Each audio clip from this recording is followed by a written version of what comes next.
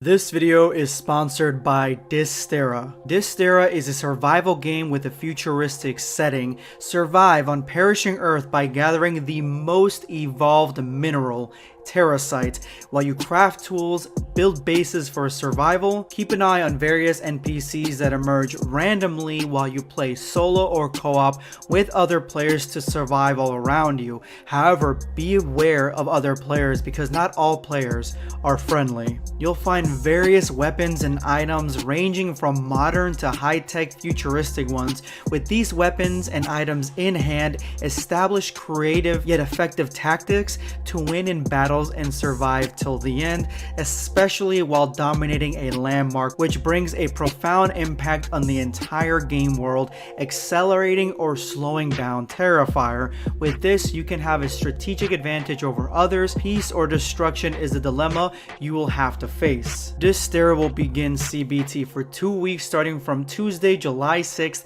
2021. Click the link below to request access for CBT on the Steam store page and add it to your wish list. Let's see how good your survival skills really are.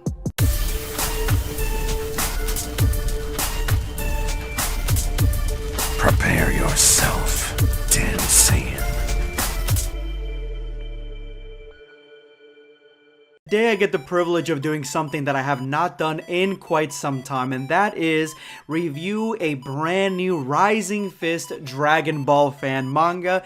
This one is called The Legend of Vegeta, the Destroyer and Broly, episode 1. It is an entire full-length, almost 30-minute Dragon Ball fan manga, so make sure you go ahead and sit down, get your footsie blanket on, and get ready to jump into a brand new tale of the future of Dragon Ball Super. The story begins in like a cruel twist of The Lion King, where Frieza is wondering if he has a mother, which is the story of a different Dragon Ball fan manga, one of the earliest ones that I've covered on here.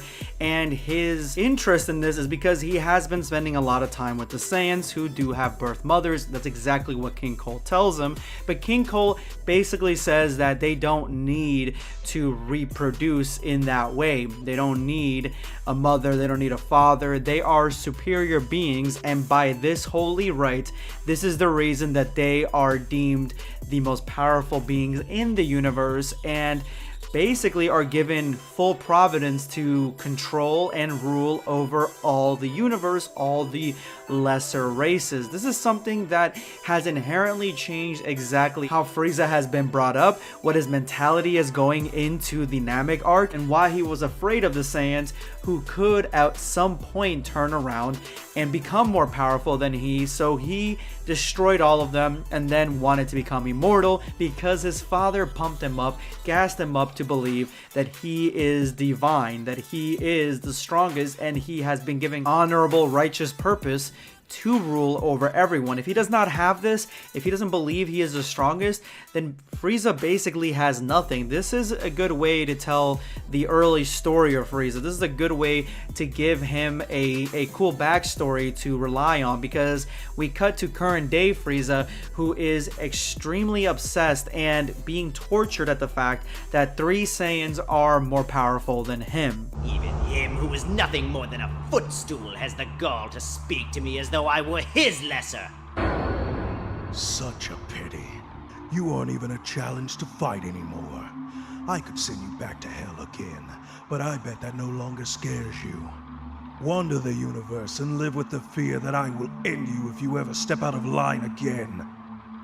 Now get out of my sight, Emperor of Nothing. Okay, this is pretty badass. This might have been a video that I missed from Rising Fist, an earlier storyline that has Frieza facing off against what I can only assume is God of Destruction Vegeta, seeing as how he has purple-ish hair, but it could just be Super Saiyan God Vegeta. I have to catch up on a lot of Rising Fist content here, but Vegeta has a very cool send-off to Frieza. Like, he could kill him, he could send him back to hell, but that doesn't seem to be enough for Frieza. He can wander the cosmos now, knowing that he cannot even defeat Vegeta, who at one point Vegeta not looked up to him, but was his subordinate, and was the one who tried to make a revolt against Frieza on planet Namek and failed. Frieza killed him, and now he can't even surpass him. Frieza realizes the one inherent flaw in being alone, and that is that you are alone. Vegeta and Goku have had each other to face against, to fight against, and to train with, to train against, and to have each other to encourage each other's growth, whether it be on purpose or not on purpose. So Frieza is at a loss here because he doesn't have anyone else to pump him up. He doesn't have a friend in the universe that is on the same level, that he would deem on the same level, for him to fight against. So he relies on an ancient technique that his father showed him, one that the Frieza race uses to continue their line. So he was right, they don't do it the fun way, they do it the most painful way possible when it comes to reproduction. And the gem at the center of Frieza's body, if he removes that, he can create brand new life, and he does in probably the most goriest way possible. Like, this physically hurt me when I first saw it. Like, listen to this. You must endure a pain so great that it has killed many of our race before us. But you, my son, you are incomparable to those before you. I have no doubt that you will survive. Years have gone by and Frieza creates a son, and this one looks especially like Kuriza, which is the son of Frieza, in different alterations, but I'm not sure if that's his name here. And it's cool because he is quite literally born in the center chest piece. Like, it has expanded into an aura form, and he is being born and produced inside of it. So when the new son is born and raised, he is stronger than the father. So Frieza literally just created a being far stronger and with more potential than him, and he leaves him to a Namekian babysitter, probably realizing how valuable the Nameks are after all this time. The Saiyans have a Namek, well, two Nameks, and they are friends to the Namek race, and the Nameks make the Dragon Balls, and they have all these different abilities. So it makes sense that Frieza would see them as a higher form of life in the greater cosmos, and wouldn't mind having one of them take care of his son. Well, I guess it's true. Cockroaches always find a way to survive despite their weakness. What the hell are you doing on my planet, Frieza? If you've come here looking for trouble, you'll find me to be a lot less patient than Vegeta or Kakarot. You damned ape, I'll cut out your tongue! Is that any way to talk to an old acquaintance? I've brought a gift for you. So this actually tells me that there are more parts of this story that I'm not privy to right now, because I'm only looking at this video from someone who hasn't really caught up to the other ones. So I'm a little bit off and lost on what their relationship is. Broly is now extremely old, and it looks like Vegeta and Goku have had their run-ins with Frieza in the past, and Broly isn't here for that nonsense. But Frieza has come with unknown intentions, but he has procured a gift. Now, what is this gift? Well, this gift is the one thing that I would imagine is the worst thing to give Broly, aside from maybe it belonging to Chilai, but it is Lemo's head, who is still alive and talking to Broly, and Frieza explains that their species can last one lunar cycle with their heads detached, which is a really cool bit of lore for the Lemo species, the Lemo race that we really didn't know before. I like it. It makes this far more of a detrimental thing for Broly to realize, to be looking at, because he's still talking to his friend, and Lemo is talking back in an almost apologetic manner.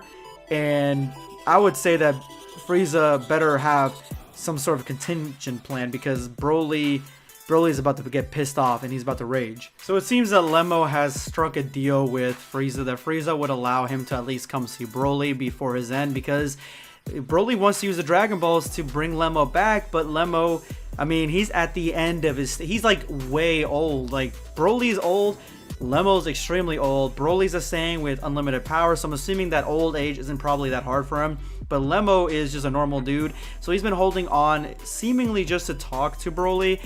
But Frieza double crosses Lemo right here because of the fact that Lemo left the Frieza Force. Frieza ends up Hakkaiing Lemmo right in front of Broly in probably one of the most brutal scenes that I've seen in any Dragon Ball fan manga. I think one of the most heart-wrenching scenes from Rising Fist, and bro, he's had a lot of heart-wrenching. I mean, that's like Rising Fist's whole thing right here. But look, If this is how I go, I'm glad I got to see you one last time, kid. I can't thank you and Sheila enough for being my family. Get him for me, kid.